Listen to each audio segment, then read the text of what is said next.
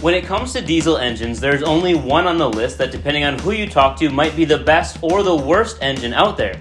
Even in a room full of diehard Ford guys, you're bound to find a good number of them that wouldn't touch the 6-liter with a 10-foot pole, just like how Zach has to film outside my window since we don't want to violate the 6-foot social distancing rule during the pandemic. But at the same time, you're going to find some owners who say it's one of the best that they've ever owned. So with all these mixed opinions, it's time for us to find out what's the hype, or should it be, why isn't there hype, on the 6.0 Powerstroke.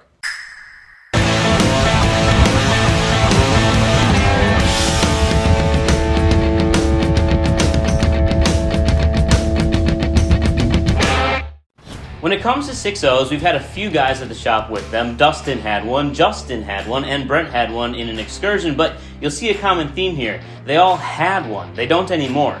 In the 2003 model year, Ford replaced the 7.3 Powerstroke for the 6.0 and used it all the way up until 07 in the F-Series trucks, and they also used it from 03 to 05 in the Ford Excursion before the entire platform was killed. With the factory VGT turbocharger, the 6.0 made 325 horsepower and 570 foot-pounds of torque, which was respectable for the time, but not outrageous numbers by any means. Unfortunately, the 6.0 just isn't known for its power and reliability. It's really more known for all the problems that it had. There were a host of problems that led to total failure on these Powerstrokes, but a main source of that was an oil cooler that was inside the block. So engine oil flowed around it while coolant flowed through it, but over the time the coolant side of the oil cooler would get all plugged up with sediment and therefore not cool the engine oil like it was supposed to, and at the same time reduce coolant flow to the EGR cooler. This peanut butter jelly sandwich of a show was not a good combination. To add to it, the truck used a high-pressure oil pump, which also was located in the valley of the engine in the first few years, and it was prone to failure because of poor quality materials and the gears that the pump would develop stress cracks and just eventually shatter or shear the teeth right off, and boom, you've got no oil pressure. So Ford fixed it for 2005 and up trucks, except this time they had O-ring failures, which eventually still led you to not having oil pressure, and it doesn't take rocket appliances to know that that's not good. And yes, I know what I just said.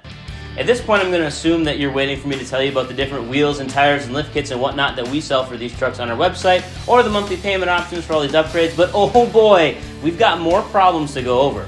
Both the 7.3 that came before and the 6.7 that came after use 6 head bolts per cylinder, but the 6.0 only uses 5 in this case. Less is not more.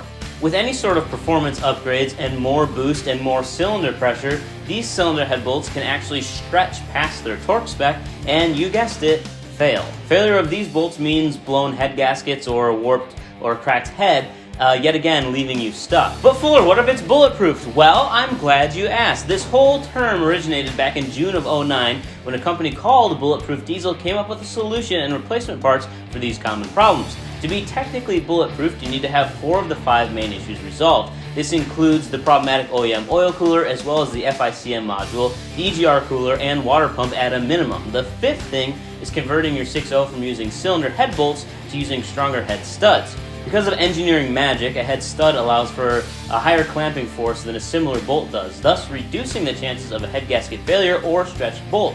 Just keep in mind this whole process, depending on how serious you get, can cost anywhere from $6,000 to $13,000 at your local shop. But when it's all said and done, you've got a bulletproof diesel engine. Slap on a tune, a little more boost, a little more fuel with some injectors, and you're easily making 400 to 500 horsepower. So, bulletproof or not, we'd love to hear your experiences with the 6.0 in the comments down below. If you need wheels, tires, or suspension for your Super Duty or any other truck, check us out at CustomOffsets.com. Peace.